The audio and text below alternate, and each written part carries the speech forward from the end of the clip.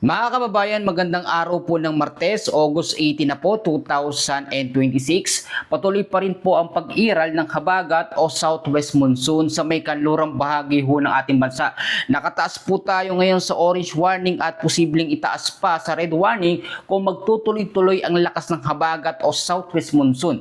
Imo-monitor din natin ito nga pong low pressure area na mataas din ang tsansa para mabuo bilang isang tropical depression o mahinang bagyo. Pero bago ho tayo magpatuloy, i-like at i-share nyo po ang ating update para mas marami ho ang makapanood. Tulad po na aking sinabi, dahil po dito sa low pressure area ay lumalakas po muli ang habagat o southwest monsoon at nangyayari yung tinatawag natin na enhancement o rapid intensification dito sa habagat. Sa inilabas po na forecast weather condition ng Pag-asa sa area po ng Benguet, sa May La Union, kasama po ang Pangasinan at Zambales ay patuloy po makakaranas ng tinatawag ho natin na monsoon rains o yung mga bugso-bugsong pag-uulan dahil po sa habagat o southwest monsoon. Kaya yung mga area sa mga lugar na binanggit ko, sa Benguet, La Union, Pangasinan at Zambales, mag-ingat po sa banta ng mga pagbabaha sa mababang lugar at landslide po sa mga landslide prone area. Sa area naman po ng Metro Manila, sa parte po ng Ilocos Sur, Abra, kasama ho ang Tarlac, Pampanga, Bulacan, Nueva Ecija, kasama ho ang Cavite, Laguna, Batangas, Rizal, Oriental Mindoro, kasama po ang Antique, ay patuloy din pong naapektuhan ng habagat o southwest monsoon. At yung mga lugar ho na yan, asahan po natin ang cloudy skies with scattered rains and thunderstorms, lalo na po sa hapon po at sa gabi. Ang habagat po normally, ito ay lumalakas dahil sa apat po na dahilan. Kapag mayroong bagyo, kapag mayroong LPA, kapag ka nagbago ang direksyon ng habagat o yung hangin nito, kapag tumama sa mga bundok ng Sierra Madre, ng Cordillera, nagkakaroon po ito ng biglaang bugso.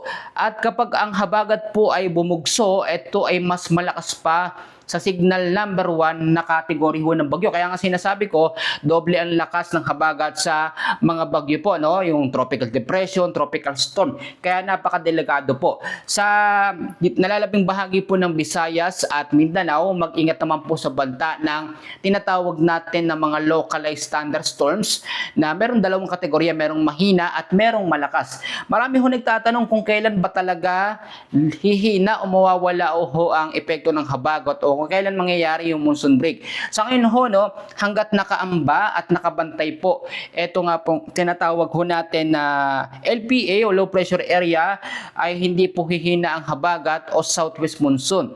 Balikan natin yung habagat mamaya at tignan muna natin, no, alamin natin ang impormasyon dito nga po sa low pressure area na posibleng mabuo bilang bagyong Neneng. Sa pagkatala ho ng Pag-asa, itong LPA po ay nasa katamtaman hanggang sa high chance ng category para maging tropical depression at meron po itong lokasyon na 1,160 kilometers east of Northern Luzon.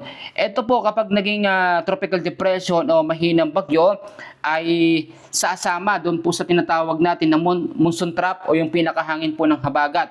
Pwede rin ho ang mangyari dito dahil kapag naging tropical depression ng isang LPA dito, pwedeng hatakin po niya at maging trap o extension na lamang po nitong isang sama ng panahon.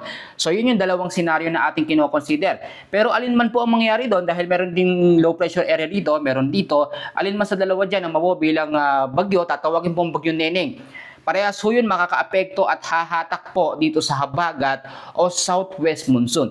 Ngayon ho, dahil po sa patuloy na epekto ng habagat, ay nasa orange warning na tayo. Pag sinabi ho natin na orange warning, 100 to 200 mm sa dami ng pag-ulan. Masyado ho yung marami at delikado ho sa mga low-lying areas. Alamin natin yung mga lugar na apektado po ng heavy rainfall warning. Nakataas po ang orange warning natin dito po sa Benguet, La Union, Pangasinan, kasama po ang Zambales, Bataan at Occidental Mindoro na meron pong 50 to 100 millimeters na dami ng pag-uulan. Yung ganong kadaming ulan, katumbas po yun ng isang buong araw po na pag-uulan dahil po sa habagat o southwest monsoon. Meron naman tayong yellow warning o 50 to 100 millimeters na dami ho ng pag-uulan ngayong hapon po ng Martes sa parte ho ng Ilocos Sur, Abra, Tarlac, kasama ho ang Pampanga, Bulacan, Nueva Ecija, kasama rin po ang Metro Manila, Cavite, Laguna, ang Batangas, Rizal, Occidental Mindoro at Antique. Pagdating naman po ng Miyerkules ng hapon hanggang sa Huwebes po ng hapon at sa gabi, parehas na mga lugar din po ang apektado ng orange hanggang yellow warning. So ito pong habagat o southwest monsoon ay nakakatakot ho sa ngayon dahil almost 2 weeks na tayong apektado po ng habagat o southwest monsoon at hindi pa rin po ito nawawala. Tandaan ho ninyo na ang habagat hindi naman ito yung kagaya ng mga bagyo. Ang habagat ho ay tumatagal ng 1 linggo hanggang sa 2 linggo ang pagpapaulan.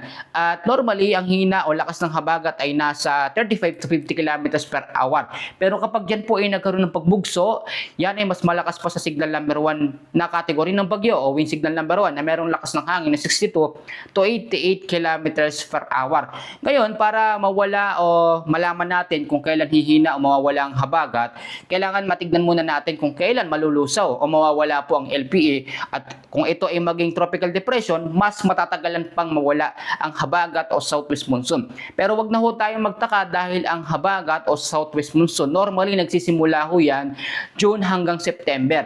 And then October hanggang February ho, yung amihan naman o yung malamig na hangin na nanggagaling po sa may Siberia o sa may taas po ng Luzon. Kaya naman po, summarize natin, pangunahing weather system ba rin na nakaka-epekto sa ating bansa ay ito po tinatawag natin na habagat o southwest monsoon. Pangalawa, mga localized standard storms at pangatlo, itong LPA na tumataas ang tsansa para ma-develop po bilang isang tropical depression o mahinang bagyo. Tinatanong tayo kung itong LPA kapag naging bagyo ay magiging malakas ba o super bagyo. Dinoble check po natin yan sa ating forecast weather condition doon sa tropical cyclone threat potential. Hindi naman po nakikita na magiging typhoon o super typhoon category yung LPA kapag naging bagyong Neneng, pero hahatakin naman niya ang hanging habagat o palalakasin po ng sama ng panahon na ito ang habagat o ang southwest monsoon. So idagdag natin dahil meron tayong urgent update, meron po mga lugar ngayon na walang pasok dahil po sa epekto ng habagat o southwest monsoon. Wala hong pasok ngayong araw po ng Martes, August 18 o levels po public at private sa Metro Manila ho, kasama ang Ilocos Sur, ang La Union, Pangasinan, Benguet, Zambales, Bataan, walang pasok. Ang Tarlac, Pampanga, Bulacan, Cavite, Batangas, Rizal, Laguna, at Occidental Mindoro. Lahat po ng mga lugar na binanggit ko, maraming mga nasasakupan yan, wala hong pasok dahil yun po ay apektado ng orange warning hanggang yellow warning po na dami ng mga pag-ulan. So ngayong araw, kailangan mag-ingat tayo, manatili po tayong ligtas, wag ho labas ng labas kung wala namang importanteng pupuntahan, mag-stock ng pagkain at safety po natin yung ating pong lugar. Yan muna ang update natin sa lagay ng ating panahon. Maraming salamat po at God bless po sa inyong lahat.